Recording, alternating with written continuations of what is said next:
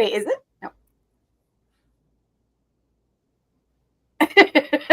Everybody, I'm not sure what just happened. Our intro music did not work out for us, but good to have everybody here on.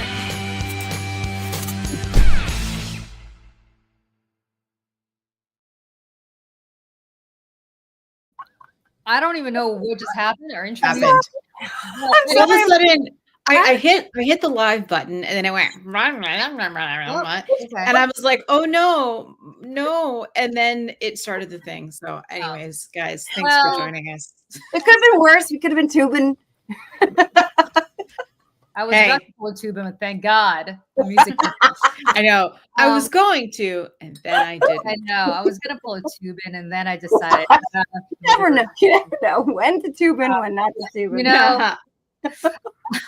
I see Tubin in my neighborhood every once in a while, and every time I see him, oh really? Yeah, I can't get that out of my head. Anyway, see you guys here. Happy Wednesday. I am Julie Roginski here with Michelle Kinney from the Seneca Project and JoJo from Jers from Are You Effing Kidding Me Substack, and also from the Stanish podcast. Tara Setmayer is out today, but she's here with us in spirit.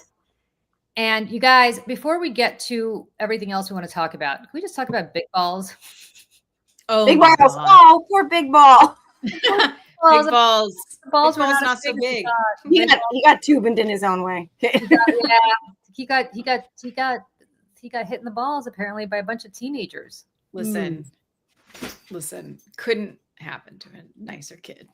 Yeah, and big balls, is now being used by Trump as an example of why there needs to be a federal takeover of Washington, because apparently big balls safety is paramount. It doesn't matter that, poor Black and brown people in DC have been living not great lives for the last, my entire lifetime. Right. But poor big balls, once a bunch of teenagers hit him. Didn't they carjack him?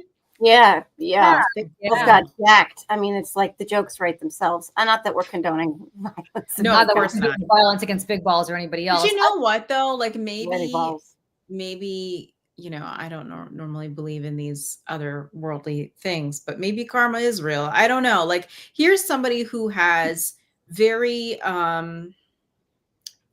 arrogantly and destructively dismantled the United States government. So I don't know. I'm just kind of like, you don't want anybody to get hurt. We're not condoning violence, but at the same time, I'm just kind of like, I don't know. And now Donald Trump's like, oh, I don't know. The whole thing, just that little pipsqueak.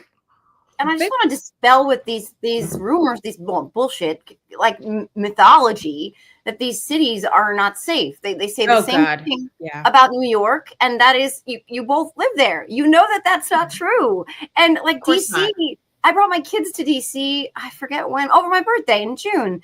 And it was a lovely experience. Yeah, I'm in DC all the time. It's fine. Yeah. You know what I mean? Like, it's fine.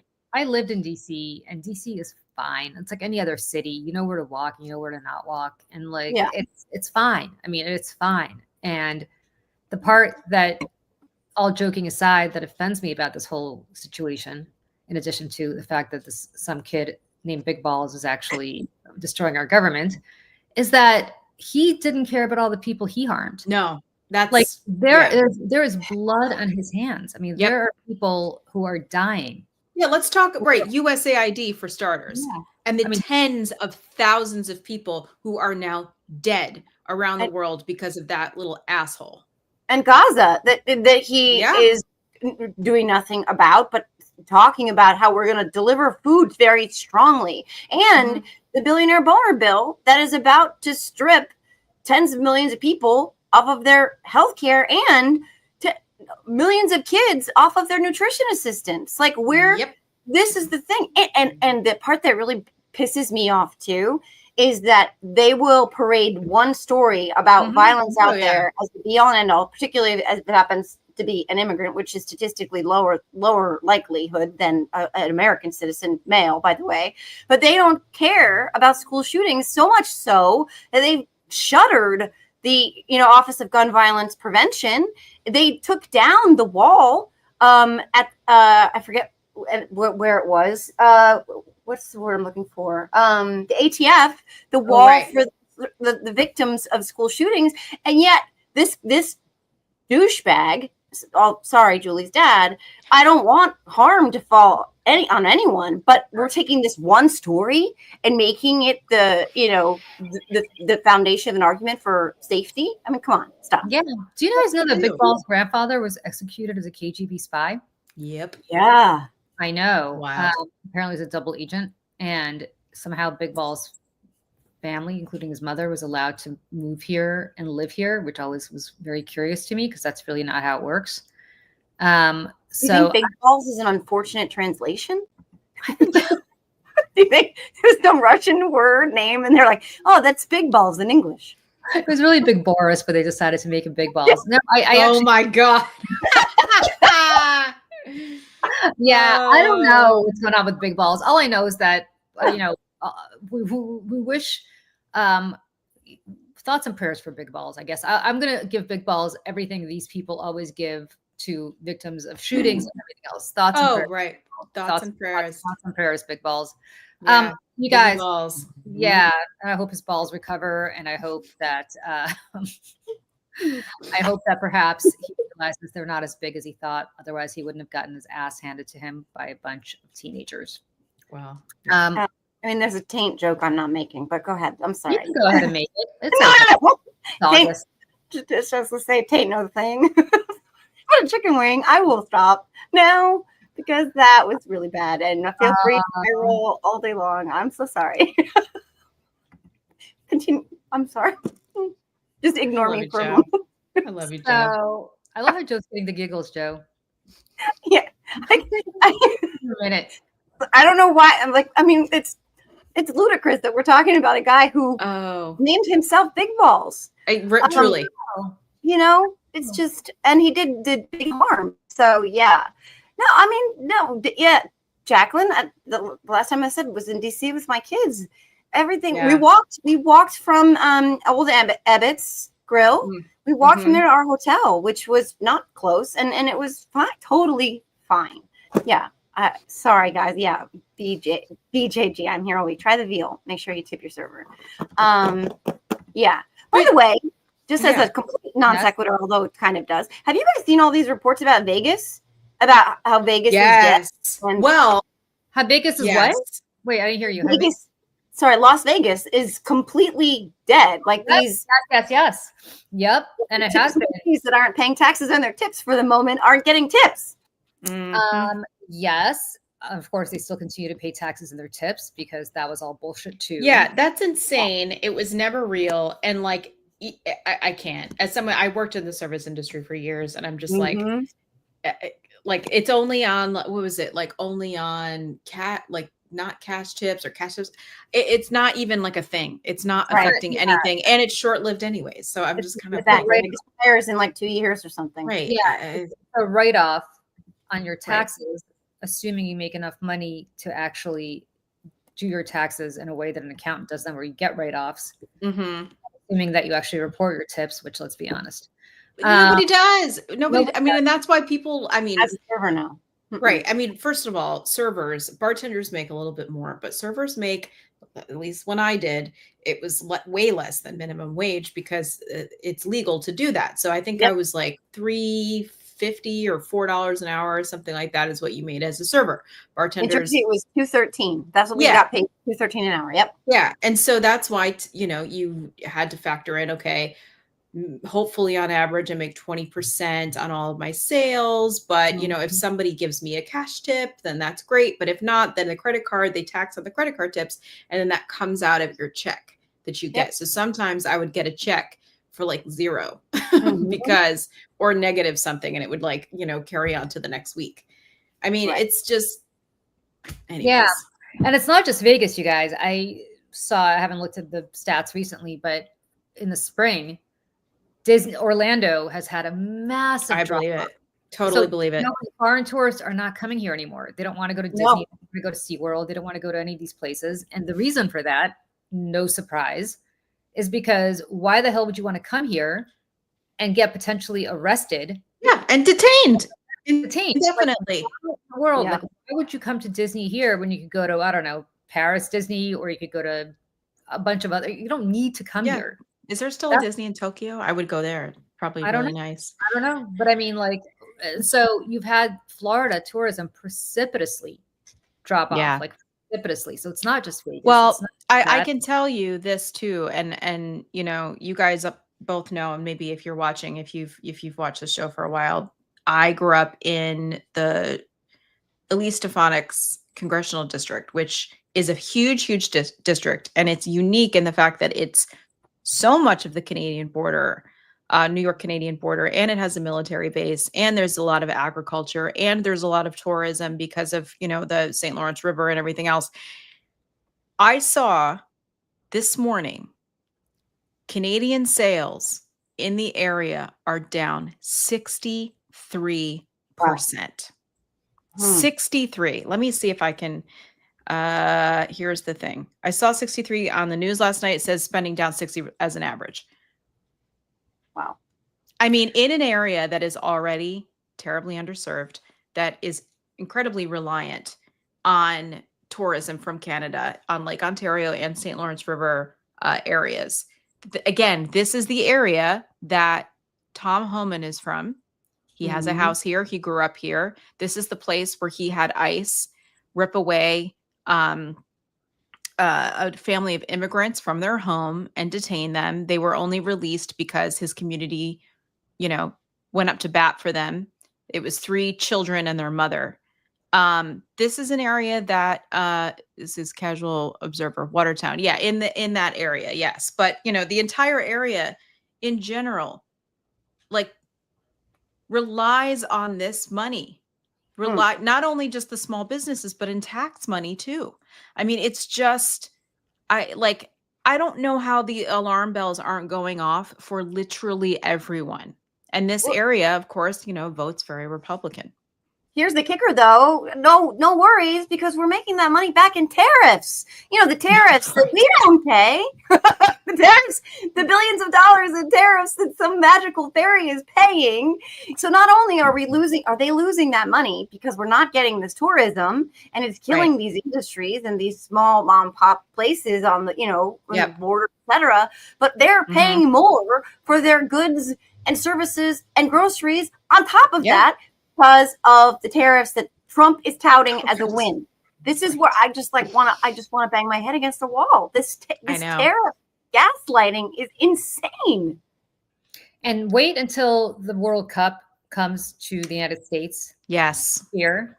Wait until the Olympics in 2028. Like, who goes to the World Cup? Like, I'll give you an example.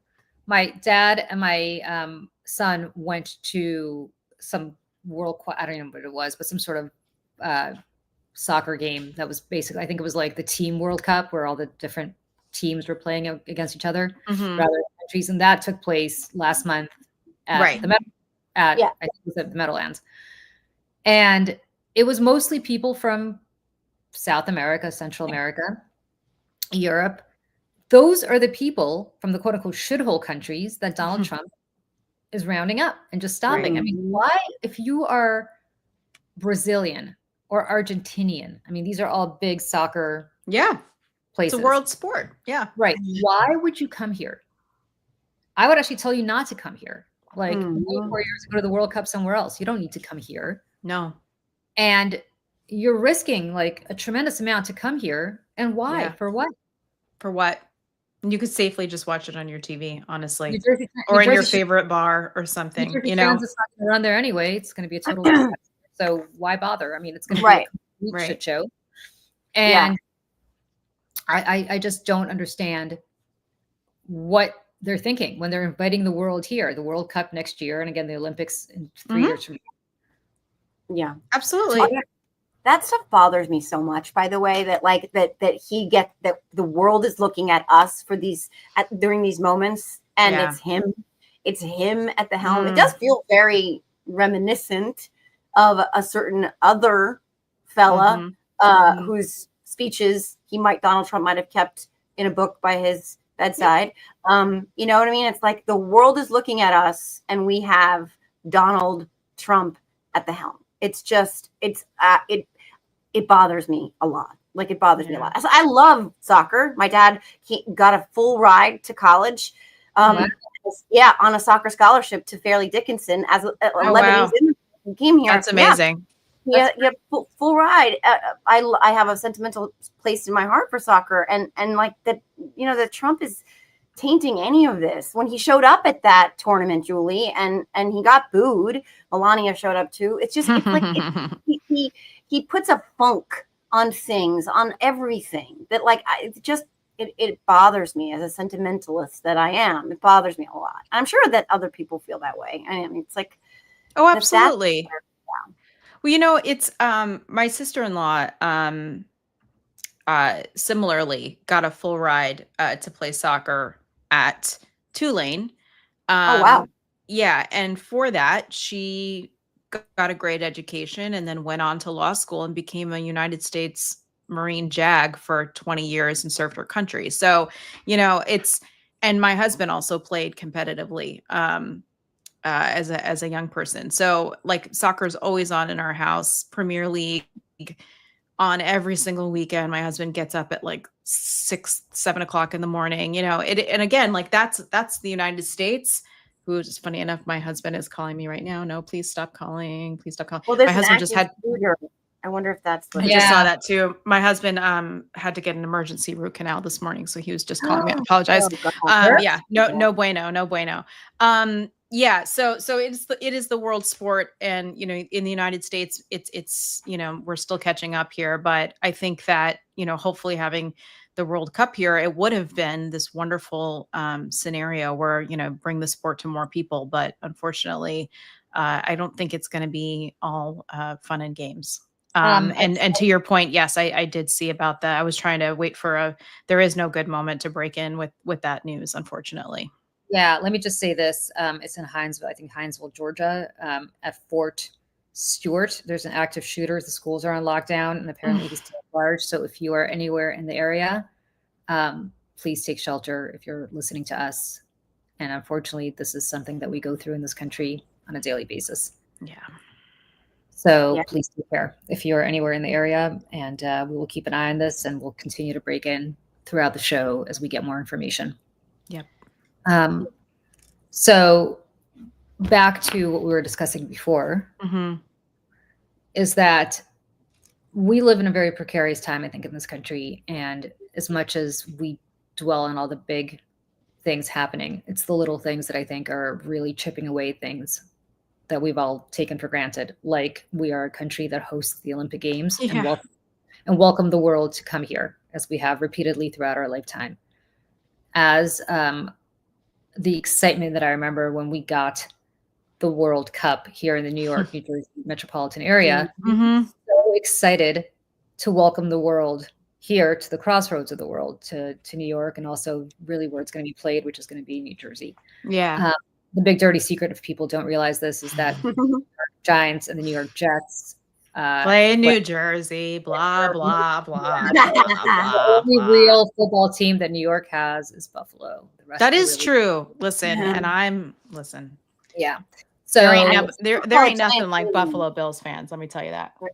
I'll call it Giant Stadium until I die. By the way, I can't actually call it MetLife. Like, I'll call it Twitter, and I'll call it Giant Stadium forever. I will too. I will call it the Brendan Byrne Arena.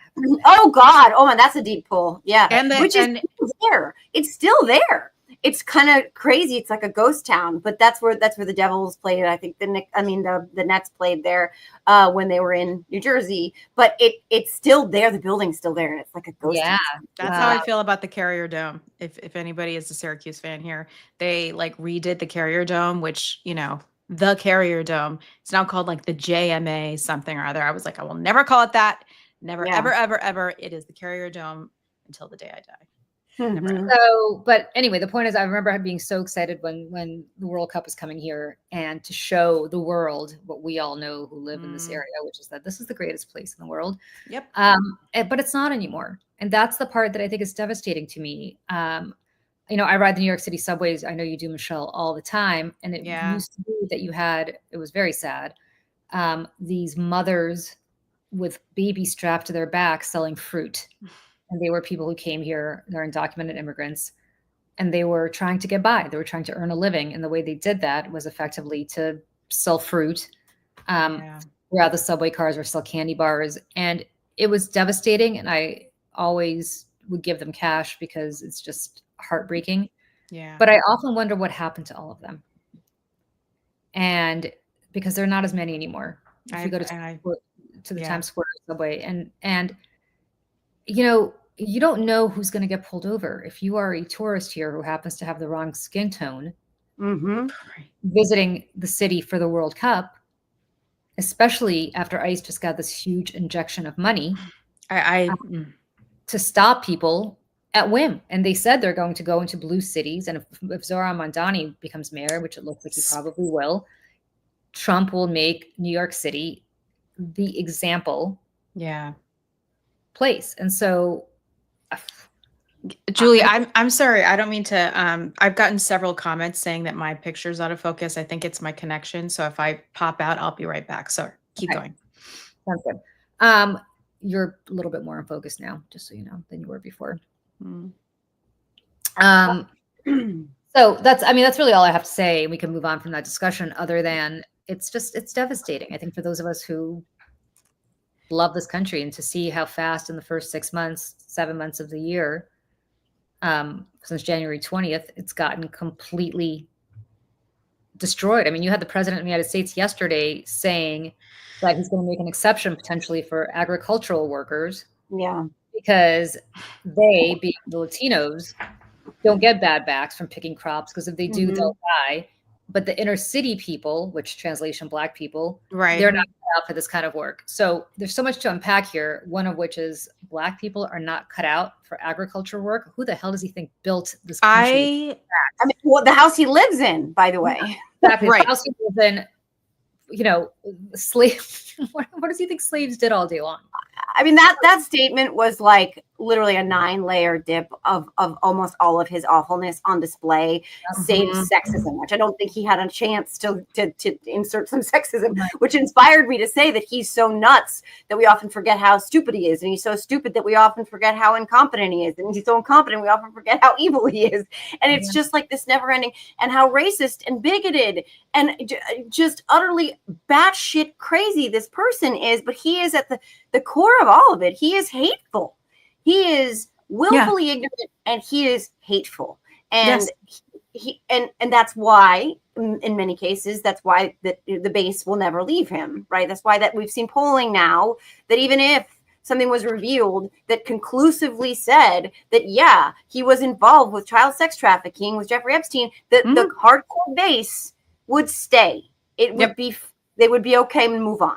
But that statement, Julie, was just, it was like, oh, so he's not just talking about, Black people not being able to pick crops, but he's saying that Latino people can, and that they're made for it. It's like, it's just utterly insane. This is where, Donald Trump is, to every cell of his body, incredibly racist. He was raised in a racist household. Mary Trump says this all the time.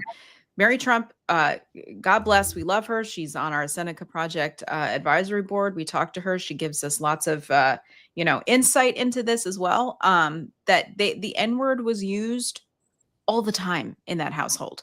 There's a reason why of The Apprentice too. Right. There's a reason why he was sued by the NAACP for not renting their properties to Black families. He has an entire life worth of racist history that we can go back to the Central Park Five. 5 young men who were innocent and falsely accused of attacking and raping a young woman in Central Park. He took out a full page ad, I think it was in the Daily News, saying that to bring back the death penalty. I mean, this is who Donald Trump is. Remember, was it last summer after Kamala Harris had entered the race? He was at that event saying that, she wasn't Black until she decided to be Black. And then, I mean, he is Black a racist. Right. Black jobs. I mean, and he remember, Where's My Black? Remember that? Where's my African American over there? Where's my Black? Right. And then you go back to, what was it, the 90s, when he was, it was before Congress, talking about the reservations and the casinos, and he was mad. He doesn't look Indian to me, doesn't look Indian. Like, and he just gets away with it because all of this is baked in and people are so used to his craziness and race. Like, he's everybody's racist ass uncle who says the craziest shit and sends chain emails with nonsense. But that person became president of the United States. And, Biff from the alternate 1985 is now a, present danger in all of our lives and to everybody in the world. And, going to like the thing he did on the roof yesterday, walking around, just craziness. He posted that today, by the way, the same things he was saying on the roof. I'm sorry, I was laughing so hard when George Conway and others were like, oh, many people are saying that Barack Obama could fly and that he was the best flying president of all time, as if to go Trump and be like, oh, really? Watch me, like, whatever. Right. Oh, right. I do want to say this because I said this at CNN yesterday during the break, and as you can imagine, nobody there had a reaction. If this were Joe Biden, Jake Tapper would be writing 27 books by now. Yeah. And apologizing to his family members and like how insane Donald Trump is. But because it's Trump, as you said, Joe, it's all baked in. So it's okay. Like, no problem, because it's Donald Trump. So of course, this is like, haha, this is so funny. Look at Donald Trump, master builder, inspecting the White House roof. What is going on? I made a little supercut of all of this, and I'm just going to play this really quick for anybody who didn't see it.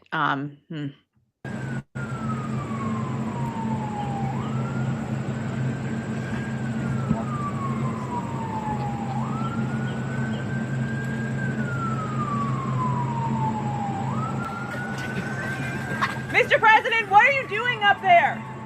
Taking a little walk. Come down and talk to us. What are you building? Go with the ballroom, which is on the other side. Are you? Hello, Peter. You're looking good, Peter. Are you going to build up? Something beautiful. What does that mean? What do you? More ways to spend my money. It's just another way to spend my money for the country. Anything I do is financed by me, so in other words, contributed. Just like my salary is contributed, but nobody ever mentions that.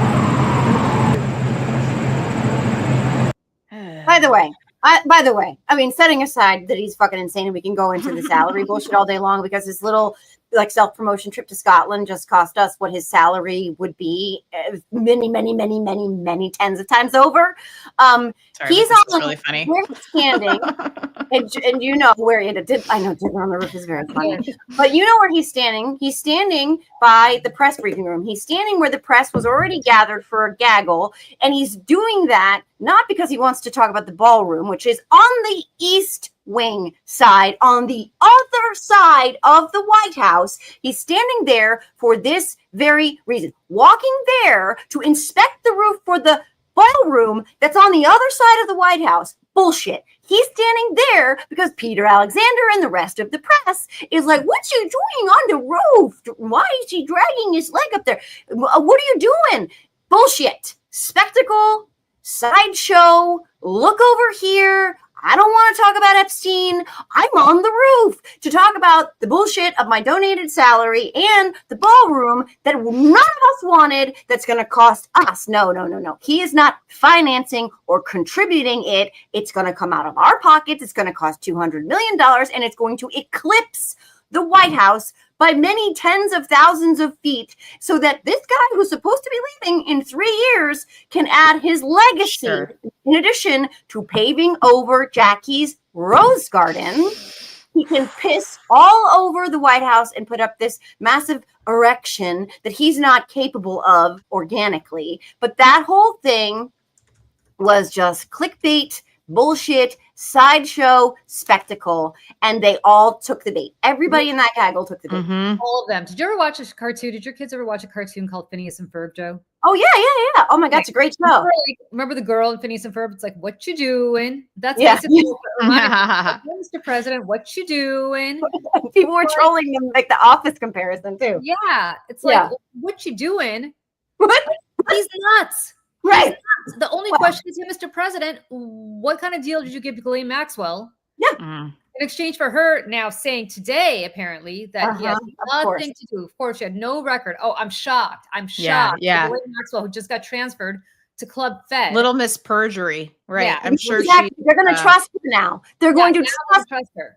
Right. And by the way, she's a convicted child sex trafficker, child sex offender. And now all of a sudden she's going to be the gold standard for exoneration? Like, what? We knew this was happening. We all knew this was exactly what was going to happen. With the second that he moved her, the second that Blanche went down there to talk to her, and they're hemming and hawing about, will they release the audio file? She's going to exonerate him, and the cult's going to be fine with it, and that's all it's going to be. That's it. And do you guys remember? Do you remember the freak out in July? I think it was July or June of 2016, when Bill Clinton's plane happened to be on the tarmac in Phoenix, Arizona. And next to him, by sheer coincidence, was Loretta Lynch, who was then the Attorney General, Phoenix, Arizona. And oh my God, the insanity that the Attorney General is meeting with the former president to say hello for 30 seconds while she's investigating Hillary Clinton's emails. Yep. That was a huge scandal. The press was all over it, like all over. They weren't like, what you doing? They were basically go ballistic. I remember being at Fox back in those days, and it was like wall-to-wall insanity. Now, tonight, the Attorney General, the White House Chief of Staff, Director of the FBI, and the fucking Vice President, sorry, Dad, of the United States are sitting down together at the Vice President's house to discuss how they're going to address the Epstein crisis that is engulfing their administration. Okay, no problem. Nothing to see here. Hey, Mr. President, what are you doing up on that roof? Oh, okay. You're going to tell us how you're donating your salary? Oh, okay. Let's transcribe all of that, Mr. President. Yeah. And I tweeted just this morning, maybe it's me, maybe I'm old-fashioned, but if people accused me of being implicated in a horrific crime against children and I had the files to prove I wasn't involved, my strategy would be to release the files which cleared my name. But hey, what do I know? Well, why do you need a strategy when you have the truth? This kind of sums it up. If you don't need a big meeting with so many high officials, if your plan is just to release the files, like that is not what they're doing. They're they're going to do a little tap dance. Oh yeah. And the one thing I said, I was on CNN yesterday, which I'll get to in a second, but I said this yesterday, and I don't understand why this is not completely obvious to any MAGA Kool-Aid drinker, because they don't want it to be obvious, but it should be obvious to the rest of us. This has consumed his administration. This has taken attention away from all the other stuff that he wants to talk about. The fastest way to move on would be to release files showing that he's not in there. But he hasn't. I mean, how's he ever going to put a nuclear plant on the moon, Julie? If he's doing this. I'm just sorry. But that's what we voted for. They wanted a nuclear plant on the moon. This is the same guy who wants to send a nuclear weapon into a hurricane. Sharks with laser beams. Yes, because that's what we need. We don't need to feed starving children. We need a nuke plant on the moon. On the moon. We're going to nuke the moon. It's going to be fantastic. Yeah. It's like Death Star. But can't wait. We just want healthcare. We just want healthcare. But the point is, why are we pretending that he's not in there? Of course he's in there, because if he wasn't, he would just release the whole goddamn thing. Right. And it wouldn't be an issue. And then especially if it implicated his enemies, like Bill Clinton or whatever, But the reason he hasn't is because stupidly, Pam Bondi, who wins Mensa of the Year award for this, allowed 1,000 FBI agents in the Southern District of New York to have access to all of the Epstein files and to go the little Sharpie through every single one of them. Put it on a Microsoft SharePoint, and then delete every mention of Trump. Well, if you have 1,000 people who are looking for every mention of Trump, chances are one or two of them may have kept the info and might be leaking it. Yeah, maybe not. So they can't quite go out and say there's nothing to do with Trump here, because 1,000 people know that's bullshit. Also, he's probably in it so much that all that would be left is maybe like, dear people, here are the files. Like that would be the only thing that's left. because I think he's probably in it so much, and he knows it. But speaking of nuking the moon, and this is the part that scares me, is he's going to have to change the subject eventually. And the only way to change the subject from something Wag so the horrific dog. is to wag the dog, to do something so awful. Yeah. Like start a war. Which Putin, right? Didn't he blow up an apartment building in Russia or something to try? Yeah. We have nuclear parked in the region. Yeah. And well, look at what Netanyahu's doing right now. I mean, we only have to look at what's happening in Israel. So it's going to have to be something so horrific that it is going to allow him to A, remain in power, and B, to change the subject. Yeah. And I think that's what's so scary to me, because we could laugh about the moon and nuking. Yeah. But I think in the interim, what he's going to do to change the subject is the shoe that's going to drop with the Ghislaine, whether or not it's the recordings or the transcripts. I don't think she's just going to say, I didn't see Trump. Trump was never involved. I think she is going to dangle, this notorious liar is going to dangle some red meat about one of Trump's enemies, probably Bill Clinton. If it is Bill Clinton, so be it. But that will be, for now, the subject change. It'll be, oh my God, a scandal, breaking news, notorious sex trafficker Ghislaine Maxwell names Bill Clinton, other prominent Democrats that were there, et cetera, for the interim, until he decides on whatever he's going to do in terms of this other, scandal, whether it's a world war or God knows what, or arresting Obama or Hillary.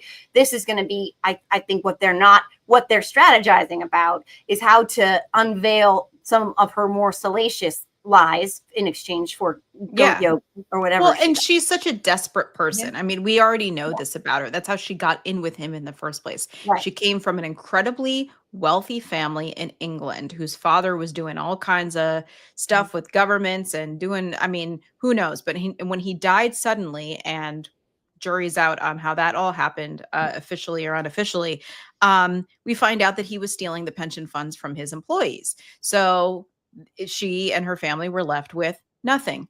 And so she was living the high life her whole life, and she didn't want to not live the high life. And so what did she do? She attached herself to Jeffrey Epstein, who acquired billions of dollars. We don't really know how. That seems to be a mystery too.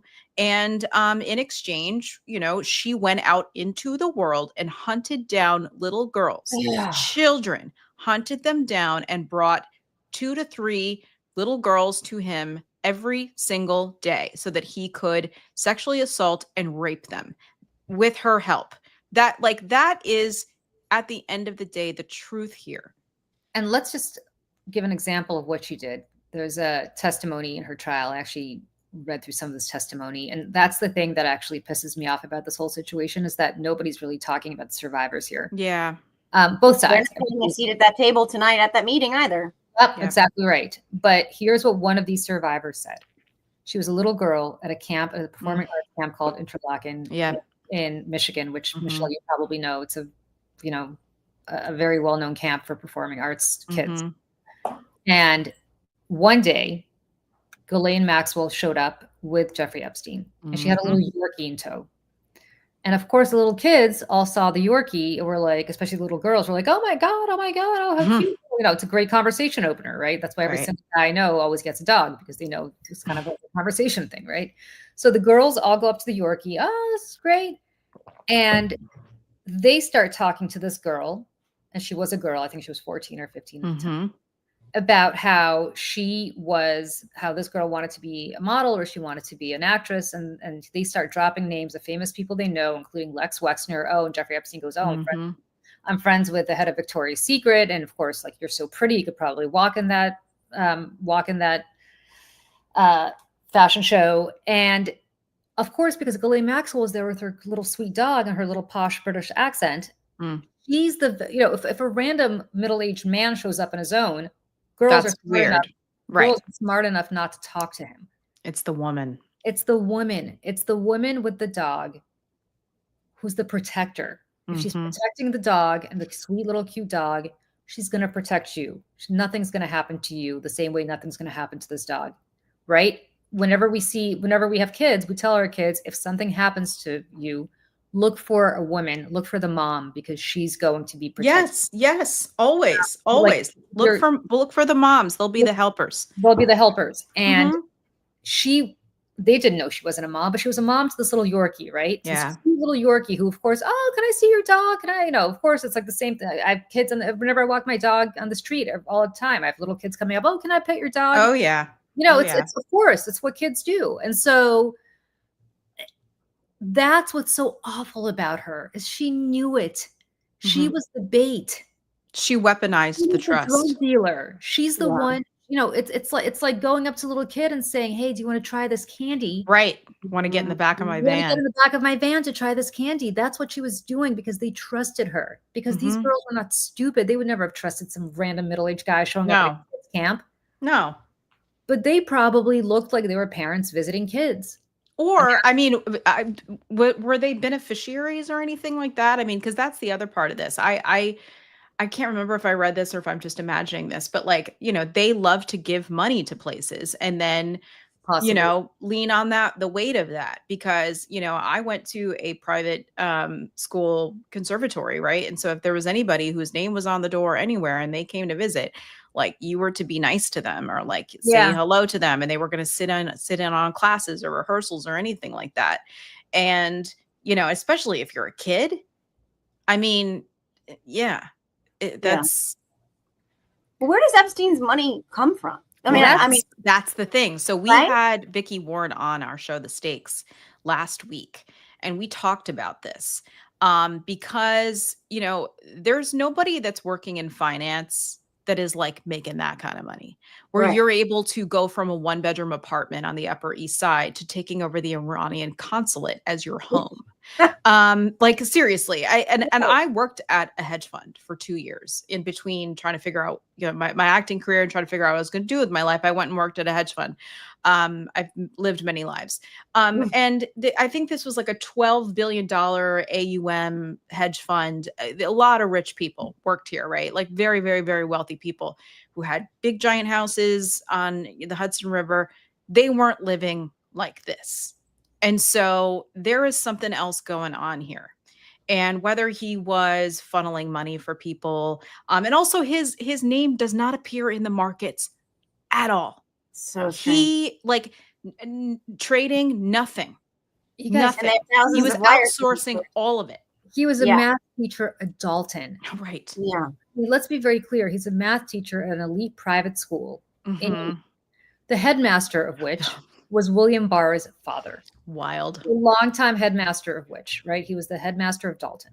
And I can tell you, as somebody who knows the New York City private school scene pretty well, that I guarantee you that there are girls who are now women who had Mr. Epstein for math, by the way, who did not graduate college.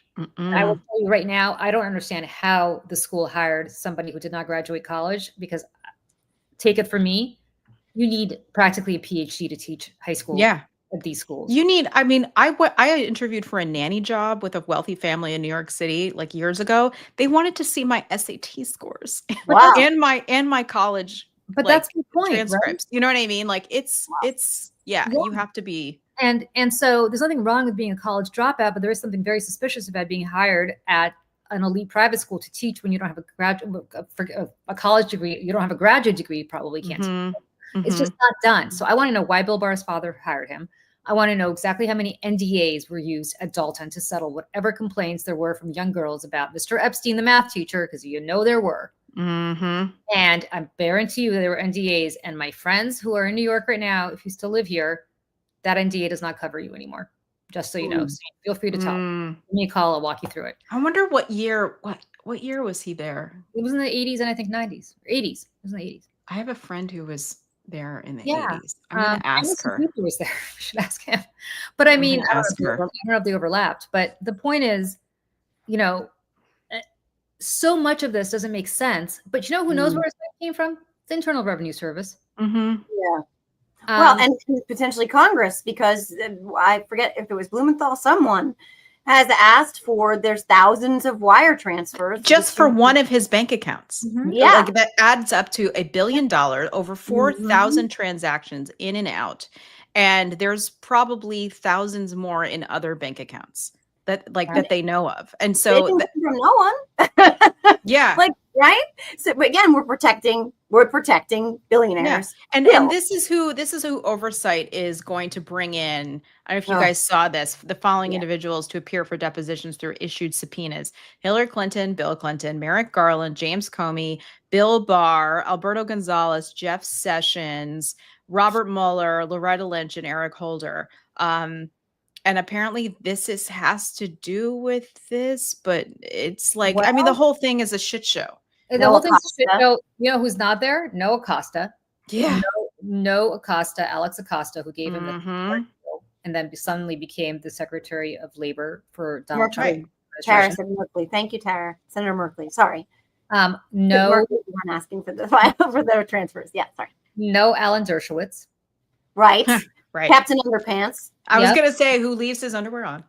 But he cannot go to the library on Martha's Vineyard. He can't get a pierogi, guys. He can't get a pierogi. He's suing the pierogi guy for not selling it. He is? Yes. You don't know about this? You can refuse to make a cake for a gay couple, but you cannot refuse to sell a pierogi to Captain Underpants.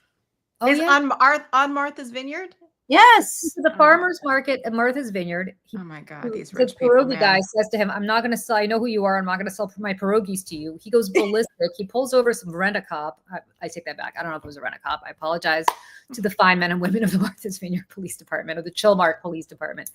But he pulls over a cop and he's like, I'm going to make a scene about this. Cop's like, please don't, sir. Because this person is not entitled to sell, you're not entitled to get a pierogi. He proceeds to make a scene and he's threatening to sue the Martha's Vineyard, the pierogi guy, I believe the farmer's market, potentially also everybody who's not inviting him to their barbecues anymore. Because he has lived on Martha's Vineyard for 40 summers and he's never been treated this way, Larry. I'm going to go back to the second grade. Yeah. And I'm going to sue Vanessa Baker for not inviting me to her birthday party. Yes, life, liberty, and the pursuit of pierogi. That's according to Dershowitz. By the way, just as a commentary of the moment we're in, the breaking news everywhere was broken by I think it was the New York Post this morning. Right? Yeah, it was the New York Post. This is everywhere now. That the testimony that she gave to Blanche. That reportedly she'd never witnessed Donald Trump engage in any concerning behavior in her presence. This is the story. This is the story. And they're denying that there was ever a strategy meeting, but this is the story. Got it. Instead of showing us the proof, this is what they're going to go with. They're going to go with the perjurer, child predator, and her memory of Donald Trump never doing anything. I'm surprised she doesn't have a memory of watching him save puppies from a burning building. But yeah, this is the new narrative for the moment, and to distract us from the fact that they are still not revealing what is in the files. The actual. Anybody want to go to Martha's Vineyard and go to the pierogi place and throw them some business? Yeah, I love pierogies. I've never been. You've never been to the vineyard? Oh, it's very only Nantucket. And I've never been to Nantucket, but I've been to Martha's Vineyard many times. It is magical. Truly. I have been to both, and they're both very different, and they're both very magical. Nantucket's a little bit more snotty than Martha's Vineyard, but the vineyard's great. We should go up there. We should go to the pierogi guy. We should give him a hug, and we should eat some pierogies in front of Alan Dershowitz. So we talked briefly about Republican hypocrisy, which is my new thing. So this is my over it. I was on CNN last night with Scott Jennings, who I got to be honest. God bless. Did you see he posted a picture of you guys, by the way? Oh yeah. With him going like this. Yeah. He also called me a liar on air again. I did hear that. In the background. I was in the other room and I was like, he did not just do that again. But it's like now his thing with you. Yeah, because when you don't have anything to say, you just say you're a liar, right? Like liar, pants on fire. Okay, Scott. Well, it is true that Congress did leave town early, so not to vote on Epstein, but okay.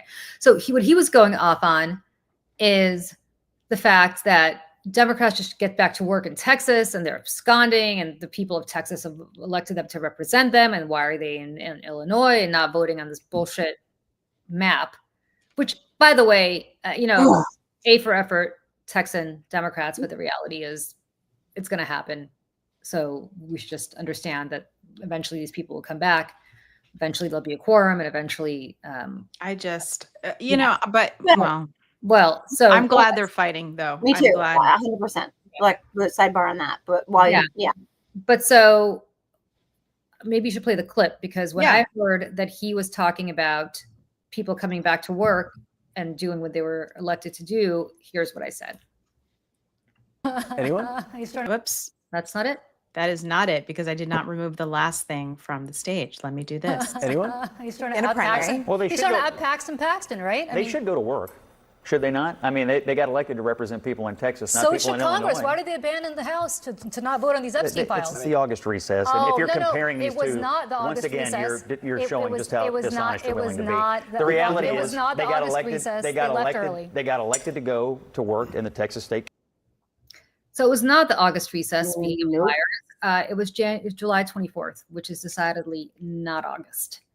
And it was not the August recess. And they left early so they didn't have to vote on the Epstein files.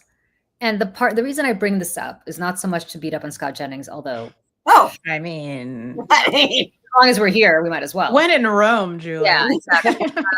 But it's to basically say that the fucking hypocrisy and contortions that these people go through, and the fact that they think they're going to consistently be in power for the rest of their lives, and that they can behave this way and have these double standards, because when the Democrats come back into power, they're not going to play hardball like this. And they're right, the Democrats have not before, but as God is my witness, to be Scarlett O'Hara, as God is my witness, if the Democrats, when they are back in power, and eventually they will be, if we still have a democracy left, do not do everything in spades of what is being done right now, I'm not voting for that Democrat. I don't want to hear one more fucking word. Sorry, Mr. President. Sorry, Joe Biden. I love you. I don't want to hear that anymore about how the former guy, we need to move on. There's no coming back from this. Yeah, the former guy was a huge mistake. And if Donald Trump's whole thing about Texas is that he got the most number of votes in history in Texas, and that's why we have to reopen redistricting. Okay, you know who got the most votes in the history of California? Joe Biden. You know who got the most votes in the history of New York State? Joe Biden. You know who got the most votes in the history of New Jersey? Joe Biden. Illinois? Joe Biden. You want to go? Right. You want to go? Okay. I hope and pray that the Democrats, that's why I think, to Michelle's point, I am glad that the Texas Democrats are doing this. I'm glad that they have the support, whether or not they're doing it because they're positioning themselves to run for president, of governors like Pritzker and Newsom and even Hochul. Yeah, I'm glad that Hakeem Jeffries has something else to do besides posing fecklessly with a baseball bat in supporting what the Texas Democrats are doing. And I hope, Julie, that this is the beginning of the Democratic Party being like, okay, there's a new game. There are new rules. Right. And Kathy Hochul said, was it yesterday or the day before? I don't remember. She said, this is war. Yeah. And I've been saying this. I'm like, we are at war, guys. We are at war. We are at war within our country, unfortunately. And there is no going back to the old rules ever. And we put together a very quick little, I say we, Mallory did this, God bless, yesterday, just a super cut of what Donald Trump has said and how the governors have responded. I'm just going to play this.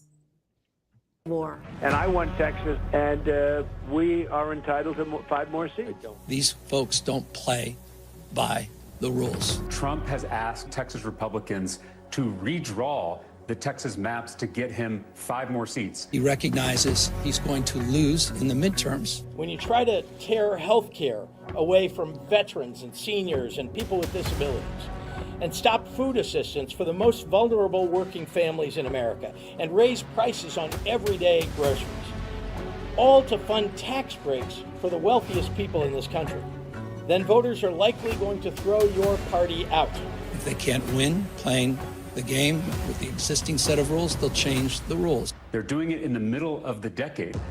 The tool they're using is a racist, gerrymandered map to divide hard-working communities, and Governor Abbott is doing this in submission to Donald Trump. He's dialing for seats. Familiar because he dialed for votes. Who tried to break this country, tried to light democracy on fire on January 6th. It's cheating, plain and simple. And if they're going to cheat, we're not going to play. They'd rather silence voters than serve them. What Texas and Republican states are doing at the direction of Donald Trump is nothing short of a legal insurrection against our Capitol. If Republicans are willing to rewrite these rules to give themselves an advantage, then they're leaving us no choice. We must do the same. I'm exploring with our leaders every option to redraw our state congressional lines as soon as possible. California will not sit by idly and watch this democracy waste away. You won't fight for democracy? You're doomed to lose it. We'll fight fire with fire, we'll assert ourselves, and we'll punch above our weight, and it will have profound impacts on the national outcome, not just here in the state of California. That's what's at stake. The gloves are off, and I say, bring it on. That's great. That's fantastic. And here's why I think no matter the outcome of what happens right now, what this is giving us is a moment to do just what you guys at Seneca just did, which is to give the Democrats a chance to show that they are not toothless, but also to highlight all of the reasons that the Republicans need to cheat. And that speaks to what the Republicans are trying to do and doing to the American people. So no matter what the outcome, they're buying us time and eyeballs on the truth and on the fight. So I give all of them props. And that was a fucking great video, by the way. Mallory. Yeah, Mallory. She was like, I'm going to do, and I was like, good job, girl. I like Amazing. it. Yeah. I'm going to share that. I never saw that. So well, you know, and the thing is too, it's Donald Trump is a cheater. He cheats on everything. He cheats on his wives. He cheats at golf. He's cheated on his taxes. He has cheated the hardworking people who have helped him build his empire. I'm talking about small business owners in New York and New Jersey, who've had to go out of business and declare bankruptcy because he's stripped them of everything and doesn't pay his bills. And so, you know, if his base or the people, maybe the independents or just, you know, moderate Republicans who, you know, casually just vote for him because they don't like the other guy, you know, if you're wondering who's going to be the next person who's cheated, you can take a look in the mirror because it's going to be you. And it's going to be with your Social Security, your Medicare, your Medicaid, your everything, all of those safety nets that we've had in place for the last 80 years, including our national security, are going to be gone. And our public health. And our public health. I mean, oh my God, Robert F. Kennedy, Mr. Quack Brainworm is like, oh, we're not going to do any mRNA vaccine research anymore. I've decided that it doesn't work. This is a person who, by the way, testified in front of Congress that no one should be taking medical advice from him. This is the same person. I call him the bear dumping, whale decapitating, dead brainworm guy who said that heroin made him a better college student. And he single-handedly, again, Mehdi Hassan posted about this today, coupled with Gaza, coupled with USAID, coupled with the cuts to Medicaid and SNAP, this administration is killing millions and millions. He already has millions of deaths on his hands because of the way that he dithered and diddled and downplayed COVID, but because he doesn't care, he's a sociopath. But all of these actions, these are going to be directly causational of death, like literal polio. Measles. Right. I mean, we're having a measles epidemic in this country now. We're having one of the largest outbreak of measles in decades. We had eradicated this virus, and now it is back because you've got all these crunchy whack jobs who, you know, and we should do a show at some point about the wellness pipeline to MAGA, because let me tell you what, the crunchy ass pipeline of, oh, essential oils, oh, I'm not going to take antibiotics, to I'm not going to vaccinate my kids, and let's have measles parties, and let's get COVID, or I'm not going to wear a mask because I have immunity.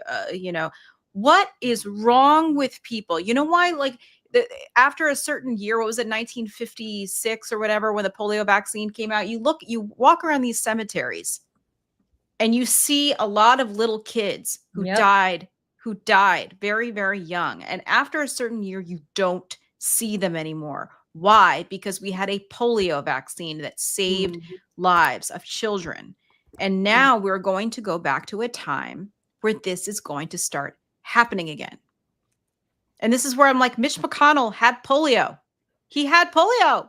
but it's part and parcel of everything about how they want to drag us backwards in time, right? They want to drag us backwards in time in terms of it's like let's die rights.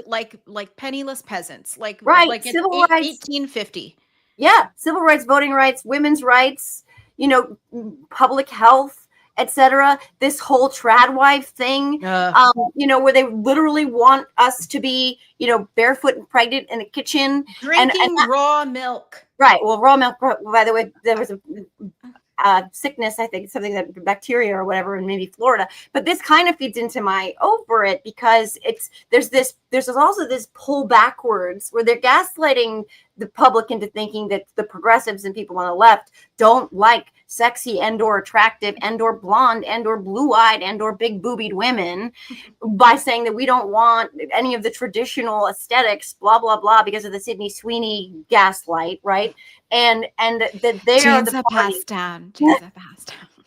Do it again. Do it again. Do it again. Do it again. Do it again. Do it again. Do it, Michelle. You do the best Sydney Sweeney. Do it. One more time. Sorry. Jeans are passed down from pants to asping. So fun. I'm gonna make that my ringtone. It's so funny. But my God, my favorite bored troll YouTube yapper, Megyn Kelly. This has become her favorite latest chum is like she loves to just like chum the waters with this like manufactured outrage, and she cannot let the Sydney Sweeney thing go. And she went after Beyonce because Beyonce now has a Levi's ad out. Beyonce, there you go. This gorgeous queen of a woman. Right. This is a Levi's ad. And oh boy, was Megyn offended.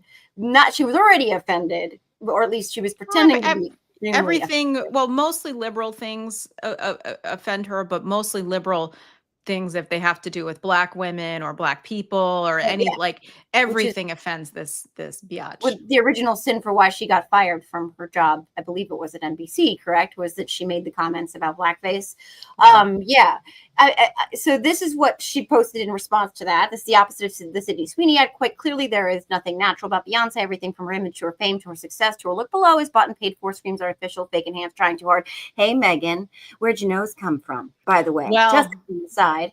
Because that ain't the nose I'd wondered, and I have had thoughts. I'm just going to say. Yeah. But I mean, like... yeah. She's also a jealous, salty bitch just at the bottom of this. And I'm over this manufactured bullshit. But part of what I find interesting about Megyn Kelly, and like I find this interesting in the way that a car crash is interesting about Nancy Mace, is that what these two people, and thank you, Sarah Longwell, for calling her out. And it's true. This part. Watching the people who Trump bullied, she's bleeding out of her wherever, becoming insane bullies themselves has been an underexplored dynamic of the Trump era. And that is true. And that's what I want to say about Megyn Kelly and Nancy Mace is that I think at the core of all of this, that because they know once upon a time, they were integrity adjacent, sprinkled with some kind of moral code, some kind of respectability infused, that they've abandoned all of that. So women that Donald Trump has gone after in horrible ways, Mace and Megyn Kelly, and that they now carry his water, that they now go to bat for him, unabashedly defend and support him. Women who are not stupid, women who have been trailblazers in many ways in different parts of what they do, that they have sacrificed all of that to just be another chick who fights the fight for a serial sexual predator. And so I think one of the things that happens, and I think eventually it consumes them whole. I don't think it's an act. I don't think they're trying. I don't think there's an intention behind it anymore. I think this is who they are, is they become the bullies themselves because they've abandoned the core of who they were.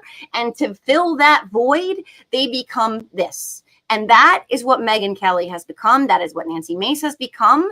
And it is very sad in many ways, but it's also very common in the world of MAGA. And this is something I am over. And she had a protracted Twitter fight with Jon Favreau yesterday, and my thoughts on that were, can't they just both lose? But I digress. Because she is a bitter empty, hollow, broken, sad troll. And she sold her soul for what? For what? That's what I want to know. You notice I'm not saying much about this. And the reason I'm not saying much about this, well, one is I know Megyn Kelly and worked with her. But the real reason I'm not saying much about this is because I understand the game here, which is that she wants us to talk about this because that's what gets her engagement, and it's what gets her clicks, and it's what gets her attention, and it's what gets her in the New York Post, which she's in every single day, which drives people to her radio show or podcast, whatever she has now. And she once told me, all publicity is good publicity. It doesn't matter. Just like Trump. So the reason I'm not engaging is because I don't want to enable people like that who just say the most incendiary shit in order to get clicks and in order to get engagement. And the problem here is that, of course, the Beyonce thing is even more interesting because Beyonce is Black. So, of course, that gets a certain type of person to get even more enraged that Beyonce, how dare somebody who's Black be in this jeans ad that is similar to beautiful blonde Sydney Sweeney. All of it is so cynical to me that it's not even worth giving these people oxygen because that's what they want to have happen. And same with Nancy Mace. I mean, Nancy Mace went from being a moderate Republican to suddenly being the biggest troll in the House because she saw what worked for Lauren Boebert and she saw what worked for Marjorie Taylor Greene. She doesn't believe this shit. Well, that's the thing about her, though, that's so transparent is like Lauren Boebert. I'm kind of like, okay, you're crazy. You believe this shit, though, and you're kind of a dummy. But like Nancy Mace, it's so performative. It's so over the top that I'm like, you look stupid. You sound dumb. I genuinely believe, though, in her case, I actually believe that something's next. I really do. I think there's Mace. Well, Mace. both. But yeah, both. But I really think in Mace's case, and I had this conversation with Ruben Gallego was on my podcast last week, where he said, no, she's just doing what you said, Julie. She's fine. She's not broken. This is what she's just playing the game because she thinks this is how you get the clicks and all the things. But as a fellow survivor, and I believe her story as a survivor, I'm not going to say I don't. Like she said, she doesn't believe E. Jean Carroll, by the way.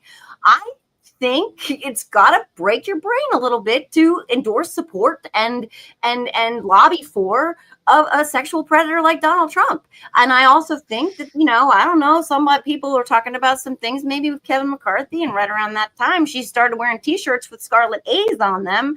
And I do think that it's a combination of what you're saying, Julie, but I also think there's something in a chick who's standing in a gas station in pajamas. You know what I mean? I don't know if she's all there all the time. Well, look, she went out and talked about how she was, her ex-fiance, I don't know, abused her with a bunch of other guys. Like that was crazy too. Yeah. It's crazy, but it's also, and she did it on the floor because she knew that she would not be able to be prosecuted for defamation because she has the exception because she's a member of Congress, which is also very cynical.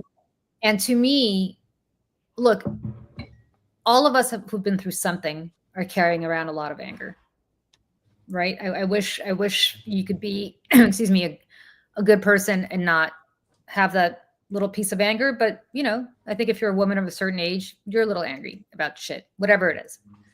And people like that channel their anger and let their anger subsume them so much because they are cynically using it for their own, because they feel like they're entitled. Like they feel like something bad happened to them. And God damn it, they're going to make something bad happen to the world for doing it to them. And I think that applies to the two women that you talked about, Joe. I think that there's one of two ways you could go. You could take something bad that happened to you and try to make sure it doesn't happen to anybody else. Or you could just use it as a leverage to get vengeance, Uma Thurman and Kill Bill and just go ballistic and go after everybody because you're so fucking pissed off. And Nancy Mace, look, I did a press conference with Nancy Mace a couple of years ago when we introduced one of our pieces of legislation on the Hill. She sponsored it. She's no longer sponsoring it. But she showed up and within 2 seconds was dropping the F-bomb about it was dropping the F-bomb in completely gratuitous kind of ways to get noticed. Like it was a pick me situation. And, from my perspective, it was like, you just want attention. Like you're standing there with Dick Durbin and Lindsey Graham and Kirsten Gillibrand and me and Gretchen Carlson, and you're just being like, fuck this fucking guy. And I just fucking, and you're like, what? Like, we're here to do a press conference about age discrimination. It was like this is a Wendy's.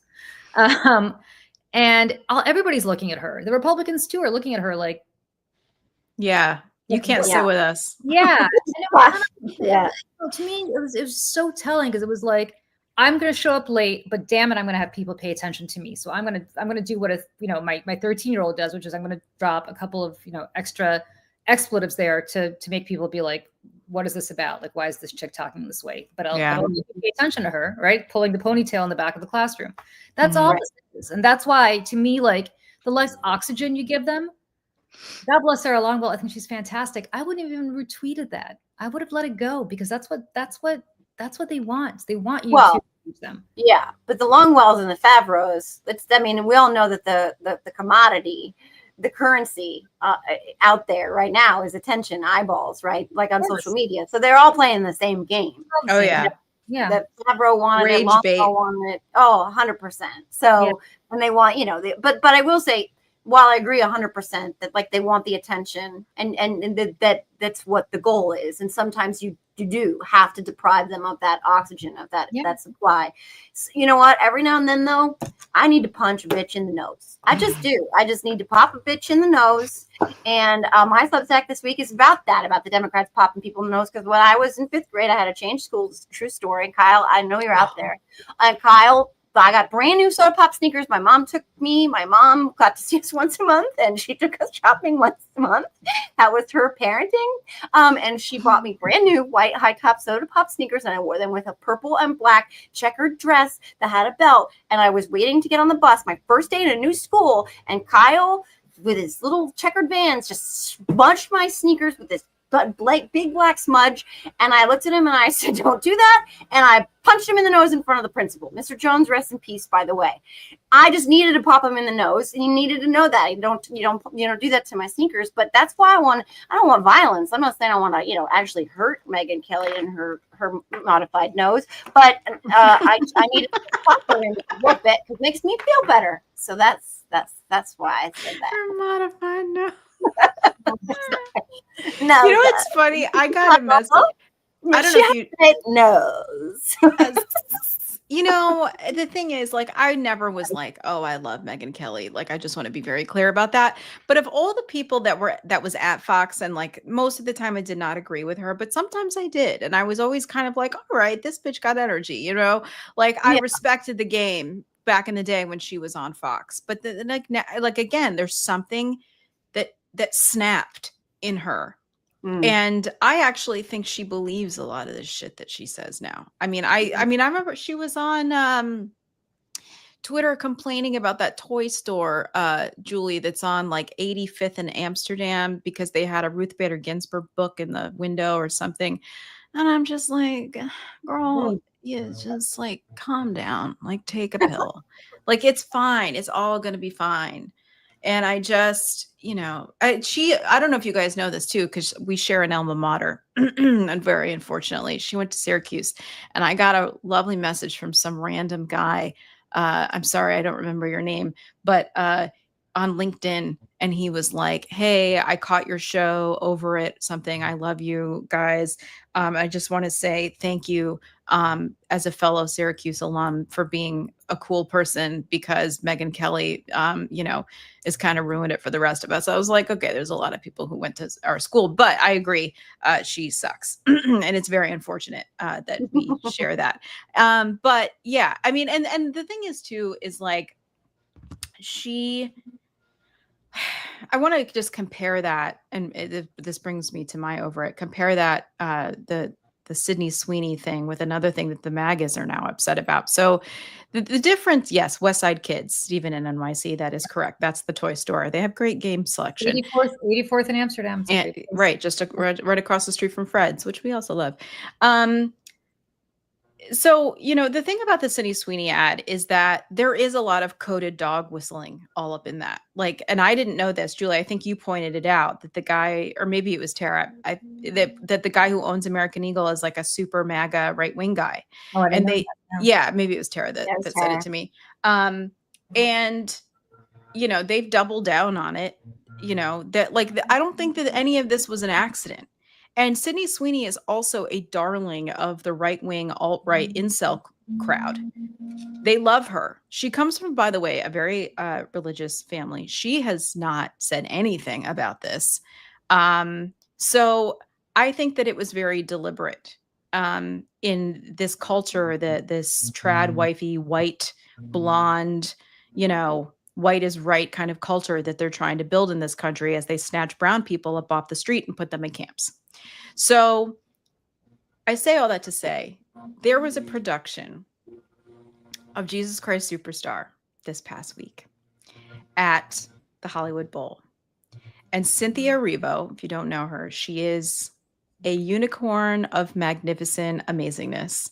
She is a British Black woman who is also gay, and she is amazing and has one of the most incredible voices ever. And she was playing Jesus.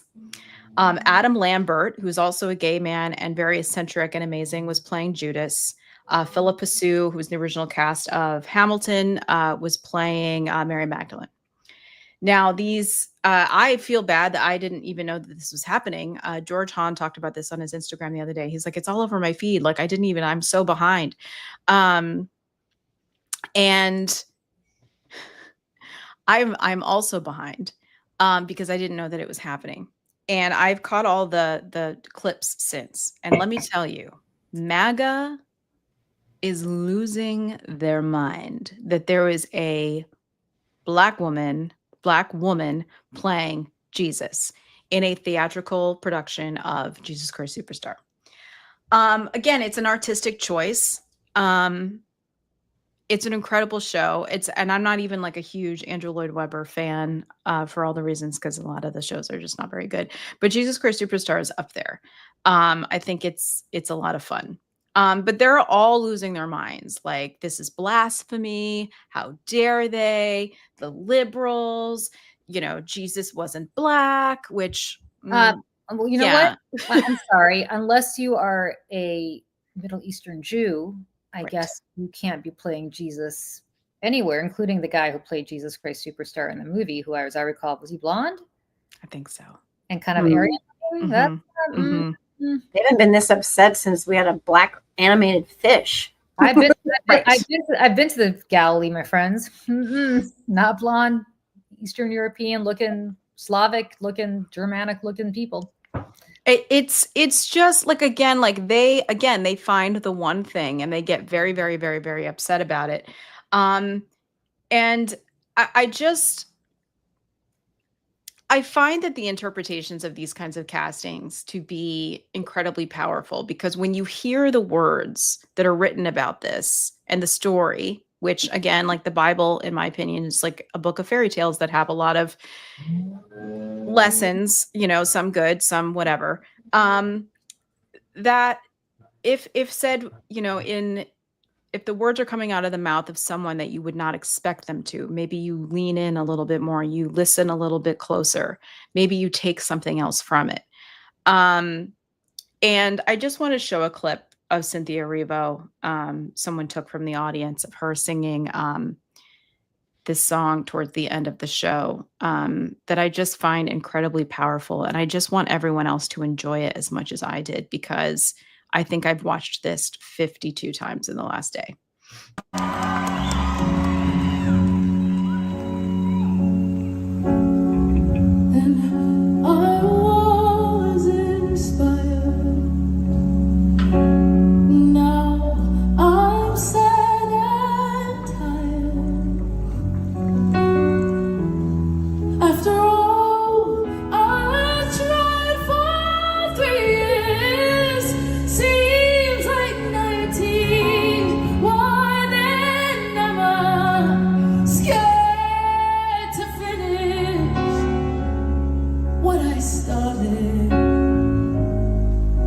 Started, I didn't start it, God, thy will be done. Destroy your only Son. I will keep your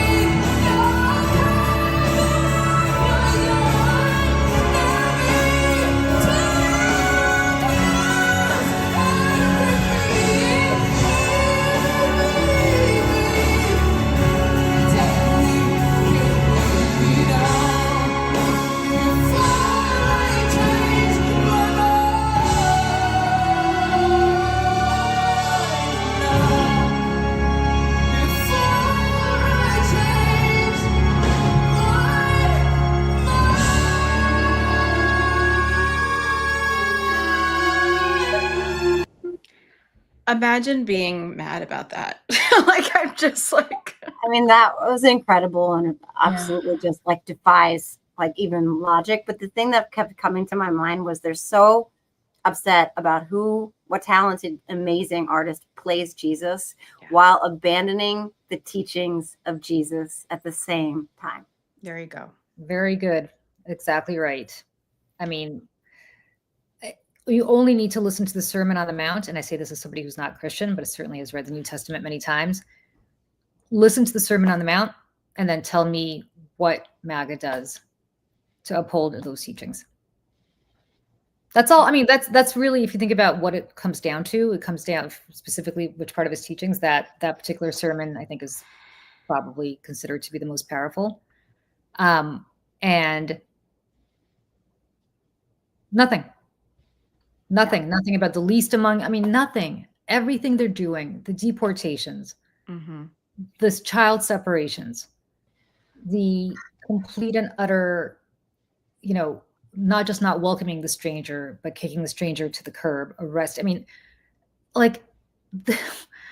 arresting people for who they are when they're fleeing persecution, right? Like, what did Jesus run from? His family, the Holy Family. Why were they in Egypt? Right. But because they can't grapple with that, they attack a performer in a performance, sing a song, because it offends them on a level that they are not willing to explore.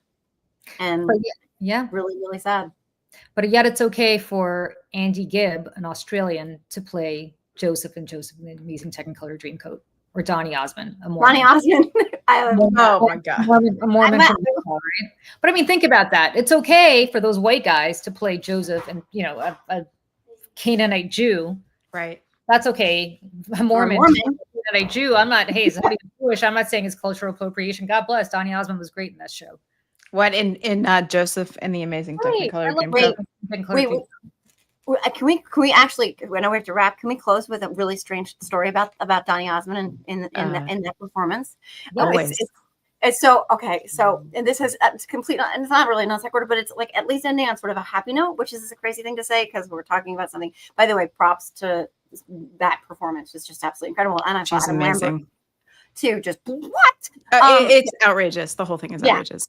And our friend Victor Shee was there, and he said it was incredible. But here's my real quick Donny Osmond and Joseph in the Technicolor Dreamcoat story. So I was working as a waitress and not in a cocktail bar, but